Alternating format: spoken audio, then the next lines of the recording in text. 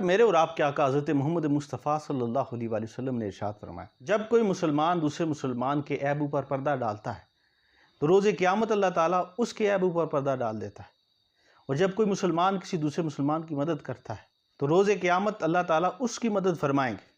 اور یہ فرمایا کہ جو لوگ اللہ کے گھر میں چلے جاتے ہیں، پھر وہاں کتاب کھولتے ہیں، وہاں سکونیت اختیار کرتے ہیں، قرآن پاک پڑھتے ہیں، پڑھتے اور پڑھاتے ہیں، پھر جمع ہوتے ہیں، تو ایسے لوگوں کو فرشتے گھیر لیتے ہیں اور اللہ کی رحمت ایسے لوگوں کو گھیر لیتی ہے۔ اور یہ فرمایا، آقا رحمت نے ارشاد فرمایا کہ ایسے لوگوں کا پھر تذکرہ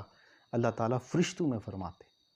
تو یہ چھوٹے چھوٹے عمل ہیں، اگر ہم اس بات کو سمجھ جائیں کہ دنیا میں دوسروں کی مدد کرنا اور اللہ کے نزدیک جانے کے جو اعمال ہیں جن سے اللہ پاک خوش ہوتے ہیں،